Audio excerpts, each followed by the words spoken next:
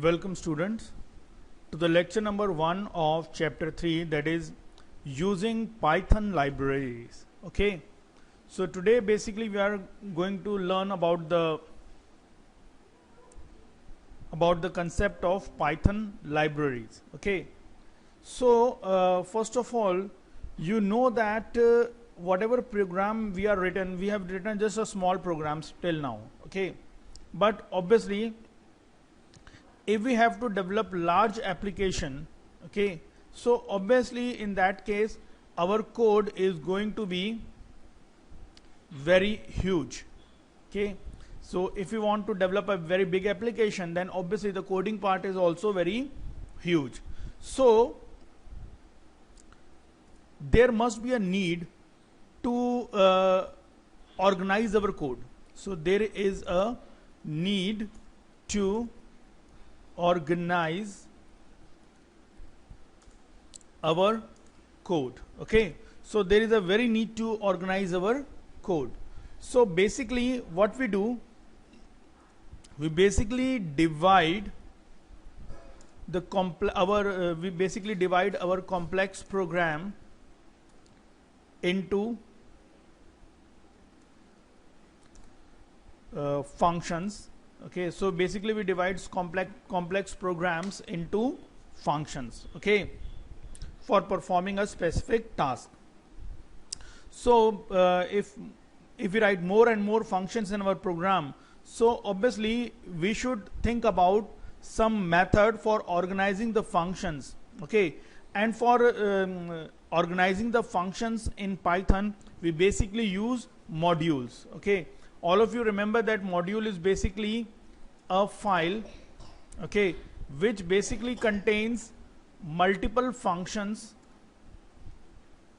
okay, related to a particular area. Okay, so we already know that what are modules. Modules is basically a file which contains multiple function related to a particular area. For example, if we take the example, so you know that we use the module that is math. Okay, import math, and when we use this math module, then the function which is present in this math module is basically, one is sqrt, so we can use a math.sqrt, that 18. Okay, suppose if we want the result of a number raised to a power, then we use math.power, suppose 3,6, 3 raised to power 6. So basically what this example shows, that math is basically a module. Module means the math is basically a file. Okay, there is a file name whose name is math, and in that file there are multiple functions present, and out of those functions we have written over here sqrt and power. Okay, so the main thing is that module is basically a file. Okay, so what we have studied till now, that in order to develop a large application, obviously our code is going to be very large, right? So in order to reduce the complexity of our code, what we will do, we will divide our complex code into functions. Okay, so what we will do, and there is one more concept, that is the module. So what we will make a module, and in that module what I will do, I will write all those functions which are required for a particular task. So there are some predefined modules also, like math module, which is also predefined. So in that modules various mathematical functions are already present. Okay, now let me explain you this module concept more with the help of an example. So let's take an example. Suppose we are writing an accounting system. Okay, so suppose we are developing an accounting system. Okay, so basically accounting system is a very large system. So obviously for handling those systems, we want to create our own modules. Okay, we want to create our own modules. So suppose I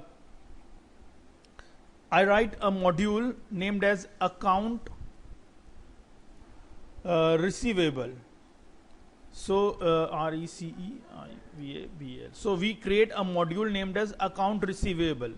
So what I will do in this case, in module, I will include all those functions which are related to this, to the transaction related to the account receivable. Okay, So along with that, in this accounting system, I create one more module. Suppose the name of the module will be account payable module. Okay, so account payable module. So what I will do, I will include all those functions which are related to the account payable transaction in this module. Okay, suppose I take one more module in this, that is payroll module.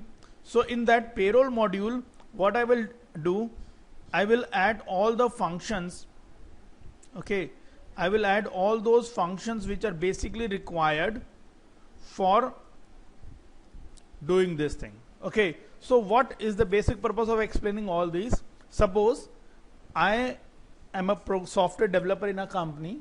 Okay, and what I want to develop an accounting software for the customer. Okay, so before developing the accounting software for the customer, what I will do, I will first understand all the transactions which are going in an accounting system. Okay, where as per the requirement of those transactions, I will first create modules with me.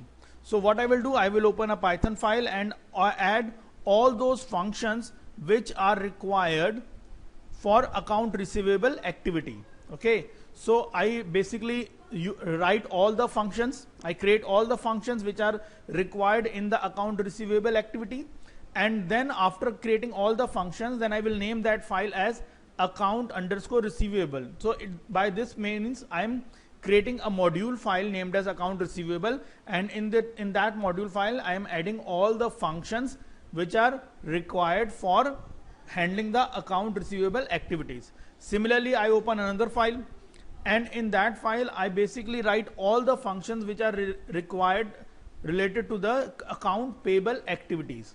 Okay, so I open another file. In that file I put all the functions which are required with the account payable module, account payable activities. Okay, and I name that file as account payable. So my second module is also created. And one more thing, I created another file. In that file I write all the functions related to the payroll module. Okay, payroll system, and save that module as payroll. So in this way I created 3 modules in my program. So what is the basic reason behind it? That whenever you want to develop an application, you have to create separate modules for each type of work in that, or for each subtype of work in that module.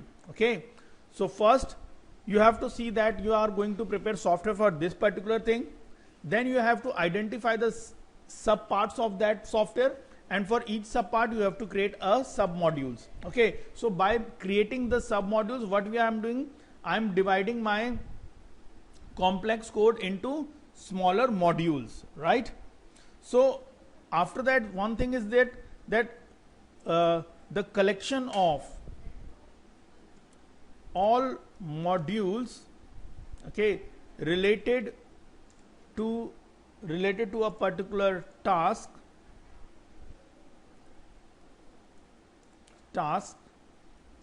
right, task is called library.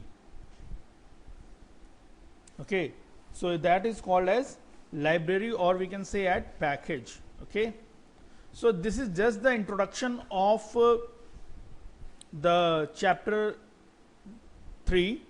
So what we have learned today, that in order to reduce the complexity of our software, we divide the work performed in the software in functions.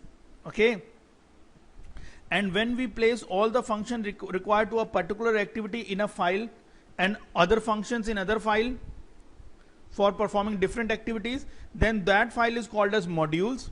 Okay, and the collection of these modules is known as library or package. Okay, so this is just the introduction of this lecture. So I hope you understand whatever point I have covered in this lecture, right? So that's all for today. In the next lecture we will go into some further details of these topics. So thank you very much and have a nice day.